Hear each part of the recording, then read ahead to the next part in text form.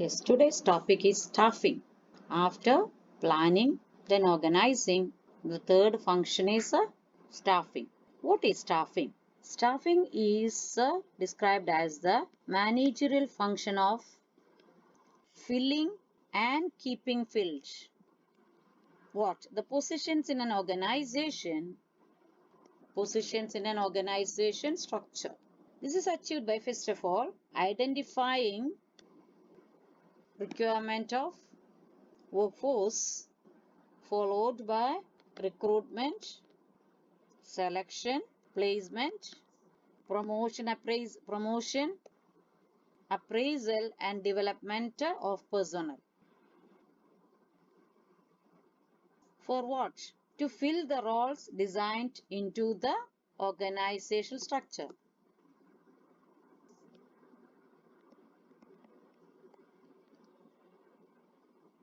According to Narayana Murthy, CEO of Infosys, management of human resources at Infosys, our assets walk out of the door each evening.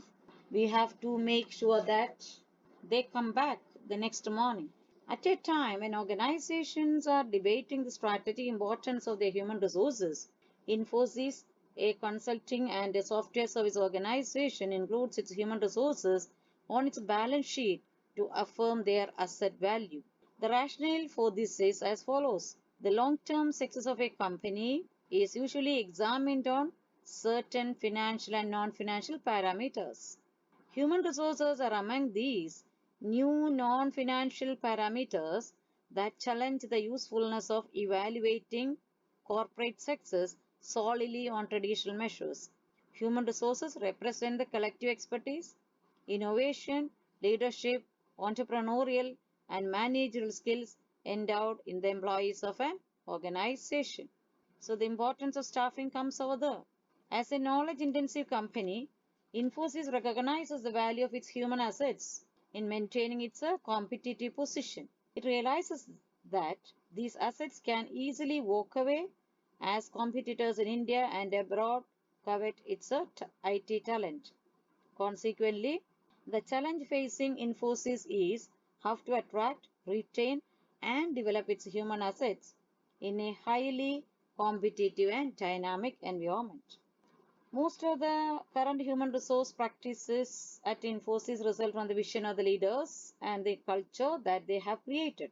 Narayana Murthy, known for his leadership and vision, is the public image of Infosys. His leadership style is humble and straightforward, quite uncommon in the world of Indian business. He believes in sharing wealth with his employees and in leading by example.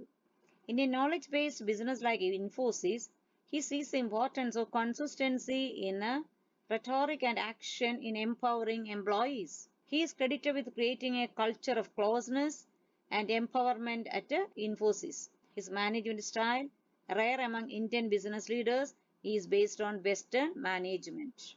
This is taken on the page number 146, chapter 6 box. Source from Sumita Raghuram. What does it mean? The introduction of any organization. The foundation of any organization is the talented and hardworking people who are the principal assets of any firm. The foundation of any organization is the talented and hardworking people who are the principal assets of any firm. It's an established fact that the growth of an organization requires the continual infusion of quality staff.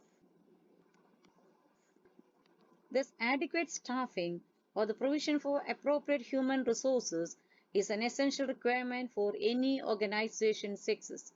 It's therefore believed that an organization can achieve its objective only when it has the right persons in the right positions. Please note, right persons in the right position. What's the meaning of staffing? After planning and selection of the organization structure, the next step is in the management process is to fill the various posts provided in the organization. Fill the post. This is termed as the management of staffing function. Staffing is putting people to jobs. Putting people to jobs. It begins with the workforce planning and includes different other functions like recruitment, selection, training, development, promotion, compensation, and performance appraisal of workforce. Staffing is that part of process of management which is concerned with obtaining, utilizing, and maintaining a satisfactory workforce. Satisfactory and satisfied workforce. Maintaining a satisfactory and satisfied workforce. Today, staffing involves any combination of employees including daily wages, consultants, and contract employees.